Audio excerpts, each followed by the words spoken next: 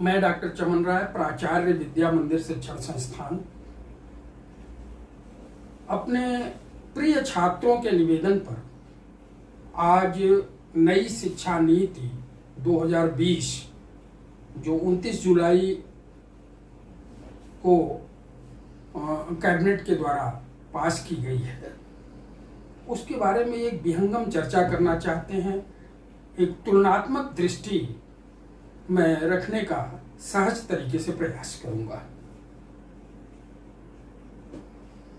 मित्रों, मैंने आपको पूर्व में भी कई बार बताया है कि शिक्षा नीतियां 1966 के कोठारी आयोग के बाद की संस्तुति पर में ये कहा गया था कि एक राष्ट्रीय शिक्षा नीति बनाई जाने की आवश्यकता है, जिसको देखते हुए 1968 में सबसे पहली बार राष्ट्रीय शिक्षा नीति बनी। उसके बाद राजीव गांधी जी के प्रधानमंत्रित्व काल में 1986 में नई शिक्षा नीति बनी और लगभग 34 साल बाद, मैं स्पष्ट कर देना चाहता हूं कि 34 साल बाद जून 2017 के में तत्कालीन मानव संसाधन मंत्री प्रकाश जावड़ेकर जी के निर्देशन में एक नई शिक्षा नीति बनाए जाने की आवश्यकता महसूस की गई और फिर उस पर कार्य शुरू हुआ। तदनंतर एक नई शिक्षा नीति बनी जिसके अध्यक्ष बनाए गए के कस्तूरी रंगन समिति ने 31 मई 2019 को अपनी रिपोर्ट दे दी, जिसे आम लोगों के राय के लिए, शिक्षाविदों के राय के लिए और सबसे रायशुमारी के लिए सरकार ने मानव संसाधन मंत्रालय ने सबके समक्ष रखा। फलतः 2020 29 जुलाई को ये एक प्रारूप बना के कैबिनेट के द्वारा पास किया गया। अब इसमें क्या मूलभूत बातें हैं, सारी बातों को एक साथ चर्चा करना संभव नहीं है। मैं सबसे पहले शैक्षिक संरचना पे बात करूं। आपको ज्ञात होगा कि इसके पहले जो शैक्षिक संरचना जो अद्यावधि चल रही है वो 10+2+3 की 10 वर्ष की सामान्य शिक्षा यानी कक्षा 1 से 10 तक, +2 11 और 12 11 और 12 और 3 वर्ष की स्नातक शिक्षा। ये प्रारूप मेरा था। अब 10+2 का जो प्रारूप मेरा था, उस प्रारूप को इस नई शिक्षा नीति में जो महत्वपूर्ण चेंज किया गया, मैंने हमेशा अपनी कक्षाओं में ये चिंता जताई है कि जो आज की शैक्षिक परिस्थिति है वो बिल्कुल परंपरागत है। इसमें बहुत कुछ चेंज करने की जरूरत है। ये कहीं भी ज्ञान का समावेश नहीं करती है और जो निश्चित तौर पर जिस तरह की जरूरतें हैं, परीक्षा प्रणाली पूरी दोषपूर्ण है। पाठ्यक्रम कहीं ना कहीं से आज वो परंपरागत है जो आज समय की आवश्यकता के अनुरूप नहीं है। इन सारी चिंताओं को समेटे हुए इस नई शिक्षा नीति में कुछ विचार प्रस्तुत किए गए, जिनमें पहले मैं जो चर्चा करना चाहूंगा वो है शैक्षिक संरचना कैसी हो। तो 10+2 की जगह पर इन्होंने 5+3+3+4 ये संरचना अपनाई। अब इसको थोड़ा समझने की जरूरत है। इसमें 5 से आशय है 5 वर्ष की का प्री प्राइमरी मतलब पहले 3 वर्ष जो कक्षा 1 के पहले होंगे, वो 3 वर्ष आंगनबाड़ी में और उस तरह के प्राथमिक विद्यालयों में भी चलाए जाएंगे। यानी जो बच्चा प्रवेश लेता था नई शिक्षा नीति, पुरानी नई शिक्षा नीति और अद्यावधि जो चल रही है उसमें कक्षा 1 में, वो बच्चा 3 साल की उम्र में इनमें प्रवेश लेगा और 3 साल की उम्र से 5 वर्ष तक, अगले 5 वर्ष तक वो 3 साल प्री प्राइमरी में होगा, फिर प्राइमरी यानी कक्षा 1 और 2 में होगा। ये स्टेज होगा जिसे हम प्री प्राइमरी स्टेज इसे कहा गया। अब इस स्टेज में 3 वर्ष के तक कक्षा 3 वर्ष तक ही नहीं, कक्षा 1 और 2 तक, ये शुरू के 3 वर्ष और कक्षा 1 और 2 तक पूरी पढ़ाई एक्टिविटी बेस होगी। There is no major subjects, Hindi, English, science, ये सारा कुछ नहीं। सारा कुछ जो कुछ पढ़ाया जाएगा वो मॉड्यूलर बेस होगा, प्रोजेक्ट बेस होगा, कंप्यूटर से और गेम्स ओरिएंटेड बेस होगा। ये 5 साल तक बच्चों को एक्टिविटी कराई जाएगी। आशा ये है कि हम शुरू से ये जानने का यत्न करें कि छात्र की रुचि क्या है। ये बहुत अच्छा उनका प्रयास है। उसके बाद 5+3 अगले 3 का मतलब है कक्षा 3, 4 और 5। ये 3, 4, 5 में फिर बच्चे को भाषा का बोध कराया जाना, गणित का बोध कराया जाना, कुछ सामान्य विषयों से बोध कराया जाएगा। और फिर अगले 3 वर्ष एक नया परिवर्तन 6, 7, 8 जिस की एकदम आज के भारत को जरूरत है, कौशल विकास। कक्षा 6 से प्रारंभ हो जाएगा कौशल विकास, और विभिन्न कौशलों की भी शिक्षा साथ साथ दी जाएगी। छात्र के अंदर किसी भी तरह का गेम्स की रुचि हो, कोई योग वो जानना करना चाहे, संगीत करना चाहे, कला करना चाहे, कोई सामुदायिक कार्य करना चाहे, इन सब की शिक्षा शुरू हो जाएगी कक्षा 6 से। सनद रहे, यहाँ एक बिल्कुल नई चीज कही गई जो बहुत महत्वपूर्ण है। ये सारे कला संगीत ये पहले पाठ्यक्रम का हिस्सा नहीं होते थे। हम इसको को करिकुलर एक्टिविटीज कहते थे या एक्स्ट्रा करिकुलर एक्टिविटीज कहते थे, अर्थात पाठ्य सहगामी क्रियाएं या पाठ्येतर गतिविधियां हम कहते थे। अभी इस नई शिक्षा नीति में इसे पाठ्यक्रम का हिस्सा बनाया गया, जो अपने आप में अनूठा और अनिवार्य पहल था। हमने अब तक जो चली आ रही शिक्षा पद्धति है उसमें हमने कभी शायद ये बात जो देखी जानी चाहिए थी, चाइल्ड ओरिएंटेड, वो विद्यार्थी क्या चाहता है, उसकी रुचियां क्या हैं, ये हमने नहीं देखने का यत्न किया। और इसके लिए इसको देखने के लिए हम उसके सर्वांगीण विकास के लिए ये सारे कौशल विकास से संबंधित कोर्स जो इसमें डिजाइन किए गए हैं नई शिक्षा नीति 2020 में, वो बहुत महत्वपूर्ण है, जो मील का पत्थर साबित होगा शिक्षा में। इस नवाचार के लिए, इस नए युग की नई शिक्षा के लिए इसकी अपरिहार्य आवश्यकता थी। ये मैंने आपको बताया 5+3+3 कक्षा 5 वर्षीय का मतलब कक्षा 2 तक, अगले 3 वर्ष माने 3, 4, 5 और अगले 3 वर्ष 6, 7, 8। अब अगले 4 वर्ष जिसे सेकेंडरी शिक्षा कहा जा रहा है इस नई शिक्षा नीति में, 9, 10, कक्षा 9, कक्षा 10, कक्षा 11, 12। यहाँ एक और परिवर्तन दृष्टिगत होता है जो बहुत ही महत्वपूर्ण है। पहले आप याद करें कि हमें 11th से हम स्ट्रीम चूज करते थे कि हमें विज्ञान पढ़ना है, कि हमें कॉमर्स पढ़ना है, कि हमें कला, संगीत, आर्ट्स के विषय, सामाजिक विषयों में जाना है। ये 11th से पहले चूज होता था। लेकिन अभी इसको और पहले करके, क्योंकि पीछे 6, 7, 8 में कौशल विकास में हमने देख लिया कि बच्चे को ये समझ आने लगा कि हमें किस तरफ जाना है, तो 9th में ही स्ट्रीम उसको चूज करने की स्वतंत्रता दे दी गई। ये बहुत बड़ी बात हुई कि कक्षा 9th से स्ट्रीम चूज उसे करने की स्वतंत्रता दे दी गई।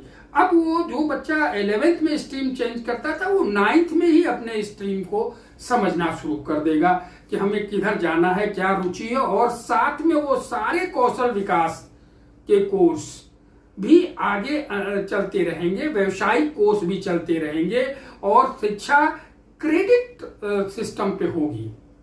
एक बहुत बड़ी दिक्कत थी परीक्षा प्रणाली की, जो हमेशा रटने पर बल दिया जाता था। हम लोग बार बार इसकी चिंता करते थे कि ये अटरिंग की व्यवस्था क्या है, बच्चे में समझ बनना चाहिए, अंडरस्टैंडिंग बनना चाहिए, इसके लिए हमें प्रयास करना चाहिए। और बहुत अच्छे तरीके से विभिन्न नीतिकारों ने और विभिन्न लोगों के विचारों को जान के ये परिवर्तन जो किया गया है ये बहुत प्रभावकारी होगा, हमें ऐसा महसूस होता है।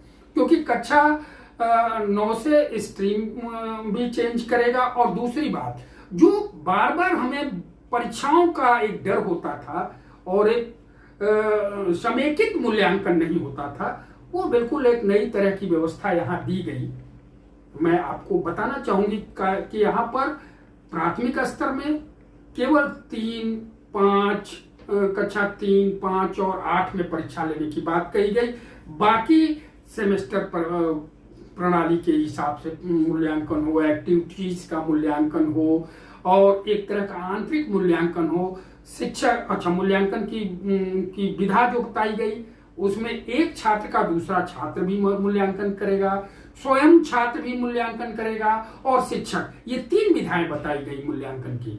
तो निश्चित तौर पर ग्रुप एक्टिविटीज की बात कही गई होगी। एक सामूहिक क्रियाकलाप छात्र कक्षाओं में करेंगे, जिसको वो स्वयं परखेगा, उसके सहपाठी परखेंगे और शिक्षक परखेंगे, और इस तरह से एक महत्वपूर्ण अच्छे तरीके का मूल्यांकन होगा, और छात्र खुद से अपने आप को समझ पाएगा कि हम कहाँ हैं और कहाँ और मुझे जाना चाहिए।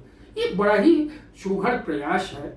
और इसके बाद वो 9th में जब उसकी एक समझ विकसित हो जाएगी तो उसके बाद वो स्ट्रीम लेगा। और यहाँ भी परीक्षा के लिए कह दिया गया कि कक्षा 10 और 12 की जो बोर्ड की परीक्षाएं होती थी, लड़का 2 साल कुछ भी पढ़ रहा है और वो बोर्ड के हिसाब से पढ़ता है, 1 महीने खूब रट्टा मारता है और कुछ निर्धारित पेपर प्रश्न तय करता है उनको पढ़ के, और कुछ अच्छे से लिखने जानता हो, वो किसी भी तरह का नंबर लेता है, किसी भी तरह का। ये सारी परंपराओं से इतर जो बहुत ही दोषपूर्ण थी, सतत मूल्यांकन की जो बात कही गई कि कक्षा 10 और 12 में भी बोर्ड की परीक्षाएं सेमेस्टर के अनुरूप होगी, 2 सेमेस्टर में हो, वो भी 2 प्रकार की परीक्षाएं हों, जो ऑब्जेक्टिव टाइप भी हो और व्याख्यात्मक हो, वस्तुनिष्ठ भी हो और व्याख्यात्मक हो।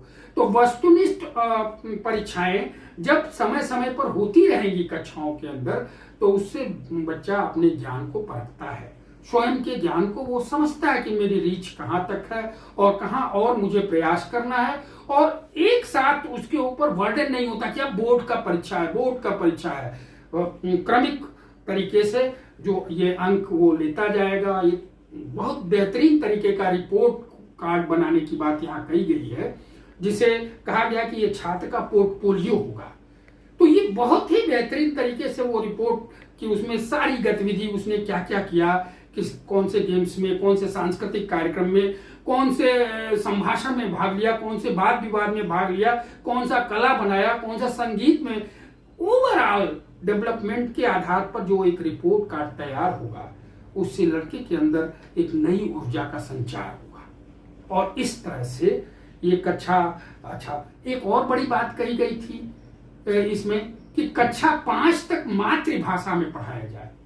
बहुत ज्यादा स्कूलिंग का जो फंडा है उसमें सरकारी स्कूलों की बहुतायत है और प्राइवेट स्कूल हैं, ठीक है, उनके यहाँ इंग्लिश पढ़ाई जाती है। और ये इंग्लिश के कारण हम कई बार कुछ समझ नहीं पाते कि हम कहाँ हैं।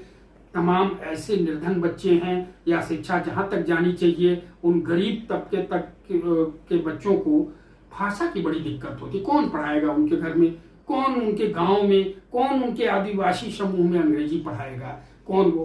तो ये सरकार का एक बहुत अच्छा प्रयास है कि छोटी क्लास में ही में बच्चा अपनी मातृभाषा, अपनी क्षेत्रीय भाषा के अनुसार पढ़ता रहे।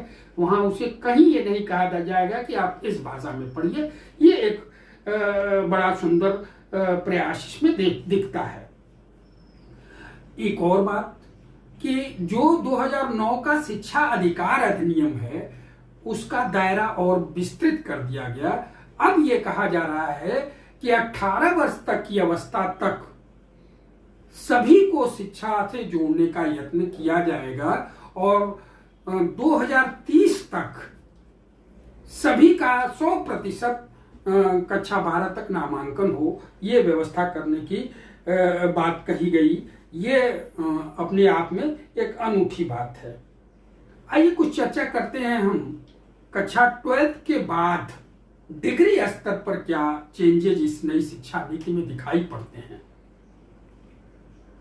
डिग्री स्तर पर एक बड़ा धमाकेदार प्रयोग दिखाई पड़ता है जिसे हम कहते हैं multiple entry and exit in any course. जब चाहे तब आप किसी कोर्स में प्रवेश लीजिए, जब चाहे तब उस कोर्स से बाहर आ जाइए। ये एक ऐसी व्यवस्था है जो छात्रों में नैराश्य की स्थिति जो हो जाती है उससे उनको दूर करेगी। अपने मन के हिसाब से सब्जेक्ट्स को चूज करने का, जब जिधर उसको कुछ काम मन हुआ, जिधर उन्हें नौकरियां दिखी, जिधर उनका इंटरेस्ट हुआ, उधर वो चले जाएंगे। यानी जब जो चाहा वो पढ़ा और वहां से निकल के दूसरा पढ़ लिया। और अच्छे तरीके से आपको यह हम समझा सकते हैं कि फर्ज कर लीजिए कि पहले क्या होता था कि लड़का बीटेक में गया और वो बीटेक में कई बार उसके बैक लगे और उसके बाद उसकी पढ़ाई खत्म हो गई। यहां ये तय किया है कि अब लड़का ड्रॉप आउट ना हो डिग्री में भी।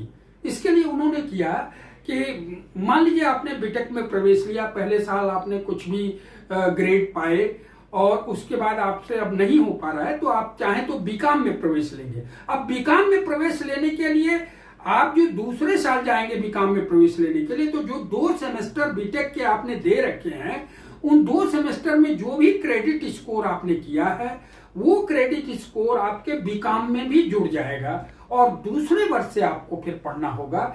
ये कितना माने मल्टीपल एंट्री और एग्जिट का ये सिस्टम भारत की एकदम अनिवार्य आवश्यकता थी। निश्चित तौर पर इससे ड्रॉप आउट की समस्या दूर होगी, ये मेरा अपना मानना है। अब देखें इन्होंने जो शैक्षिक संरचना बनाया कितना बढ़िया है। डिग्री स्तर पर आपने इंटर के बाद आपने प्रवेश लेना है, हर लेवल पे आपको कोई ना कोई सर्टिफिकेट और डिप्लोमा की डिग्री मिल रही है। आपने पहले साल ही डिग्री लेके और आपको कहीं जॉब में जाना है तो छोड़ दीजिए, उसके तुरंत आपको पहले साल जो पढ़े हैं उसका सर्टिफिकेट मिल जाएगा कि आप पहले साल ये पढ़े, आपका ये क्रेडिट स्कोर है, सर्टिफिकेट मिलेगा। ये नहीं कि आपने ग्रेजुएशन को 1 वर्ष किया, उसके बाद 2 वर्ष नहीं किया, तीसरा वर्ष नहीं किया तो अब आपके पास कुछ भी नहीं है। यहां ये तय किया गया कि आपने पहला साल भी पढ़ा तो आपको कम से कम एक सर्टिफिकेट मिलेगा। और तकनीक शिक्षा वाले डिग्री कोर्सों में ये भी तय किया गया कि अगला दूसरा साल भी आपने पढ़ लिया, यानी करीब 4 सेमेस्टर पढ़ लिए आपने, तो आपको डिप्लोमा की डिग्री मिलेगी। आप फिर छोड़ सकते हैं, फिर तीसरा साल आप में जाके आपको डिग्री मिलेगी। ये तो सामान्य शिक्षा के लिए किया गया। लेकिन एक और शैक्षिक कलेवर तय किया गया कि जिसे हायर एजुकेशन, ये बड़ा ध्यान देने वाली बात है। आज हमारे पास हायर एजुकेशन लिए हुए वो ढेर सारे लोग हैं जिनके अंदर बिल्कुल ज्ञान का अभाव है। ये बड़ी चिंता है कि बहुत सारी डिग्रियां हैं, एमएससी है, एमए है, पीएचडी है और उसके बाद भी उनका ज्ञान बोध नहीं है। ये हमारी शिक्षा की बड़ी कमी थी। इस नई शिक्षा नीति में इसको ध्यान दिया गया और ध्यान देकर यह किया गया कि जिसको हायर एजुकेशन में जाना है उसके लिए एक नया कोर्स डिजाइन किया जाएगा। वो कोर्स ग्रेजुएशन 4 वर्ष करना होगा और फिर तब वो आगे स्नातकोत्तर में जाएगा और फिर उसके बाद वो पीएचडी में जाएगा। यानी एक अच्छा बुद्धिजीवी तैयार करने का हर प्रयास इसमें किया गया है। आप देखें स्नातकोत्तर स्तर पर भी इन्होंने ये कह दिया कि आप एमए एक ही साल किए हैं तब भी आपको डिग्री मिलेगी, आप वहां से भी एग्जिट हो सकते हैं। तो ये एक बहुत ही बढ़िया, और सबसे बड़ी बात ये भी तय किया गया कि 2035 तक 50% नामांकन डिग्री में भी हो जाए सभी लोगों का, और 2050 तक सारे लोग व्यवसायिक रूप से 50% लोग माने उनको व्यवसायिक डिग्रियां हो, कोई ना कोई कौशल वो जाने। यहाँ ये भी कहा गया है कि डिग्री में आप कोई भी कोर्स लें तो वहाँ मल्टी डिसिप्लिनरी आप ले सकते हैं, कि आप विज्ञान के साथ अगर फैशन डिजाइनिंग लेना चाहें, आप संगीत लेना चाहें बीटेक के साथ तो ये ले सकते हैं। आप कोई भी एक विषय आर्ट्स का कोई लेना चाहें तो वो ले सकते हैं। मल्टी डिसिप्लिनरी सब्जेक्ट्स और मल्टी डिसिप्लिनरी नॉलेज जो मल्टी डिसिप्लिनरी रुचि के अनुरूप हो, उसके लिए एक नया रास्ता खोला गया। ये अपने आप में बहुत ही यूनिक है। और सबसे बड़ी बात कि फिर रिसर्च जो अभी बिल्कुल बहुत ही रिसर्च का स्तर गिरा, बहुत सारी चीज़ों पर कई बार रिसर्च हुए, शोध से कुछ निकल के नहीं आ रहा था, किसी के लिए ऐसी चीज़ों पर शोध नहीं हो रहा था जिनकी ज़रूरत है। तो इसके लिए ये सरकार ने ये प्रयास किया कि एक शोध का अलग से विभाग तय किया जाए कि जो शोध की गुणवत्ता परखे। ये एक बड़ा महत्वपूर्ण कदम उठाया गया कि शोध की गुणवत्ता वो परखे और इसके साथ रिसर्चेज को देखे और ये तय करे कि नवाचार के रिसर्च किए जाएं, नई नई विधाओं को कैसे किया जाए, और उसके लिए बिल्कुल अलग से तय करने की बात कही गई। आइए हम अपने मेन जो डिसिप्लिन जिससे हम जुड़े हुए हैं शिक्षा से, उस पर चर्चा करें। शिक्षक प्रशिक्षण, बिल्कुल आप मुझे कहते हुए बिल्कुल ही कष्ट नहीं होता है कि तमाम शिक्षा संस्थान हैं जो डिग्रियां बांट रहे हैं, किसी भी तरह के शिक्षक नहीं तैयार कर रहे हैं। तो इसके लिए प्रयास पीछे से ही एनसीटी ने शुरू किया था, और उसी प्रयास को आगे बढ़ाते हुए इन्होंने कहा कि अब एक तरह की डिग्री दी जाएगी, वो बीएड की। वो डिग्री कई तरह की होगी। इंटर के बाद अगर आपको टीचर बनना है तो 4 वर्षीय बीएड, उसमें भी प्राइमरी लेवल के लिए अलग, सेकेंडरी लेवल के लिए अलग कोर्स डिजाइन किया गया। और ग्रेजुएशन के बाद अगर आपको करना है तो 2 वर्षीय बीएड, और अगर पीजी के बाद आपको बीएड करना है तो 1 वर्षीय बीएड।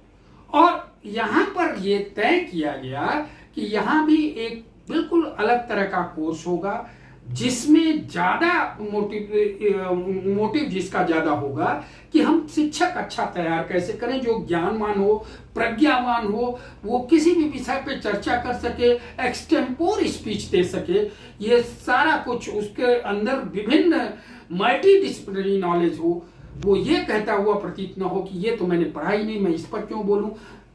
वो हर समय पढ़ने के लिए तत्पर हो। और इसीलिए सरकार ने इस नई शिक्षा नीति में शिक्षकों के चुनाव में एक बिल्कुल नई चीज जोड़ी गई कि केवल रिटन परीक्षा, इंटरव्यू नहीं, इसके साथ डेमो भी होगा, और ये तय होगा, डेमो में करने के बाद तय होगा कि ये शिक्षक सिलेक्शन पा सकता है या नहीं पा सकता है।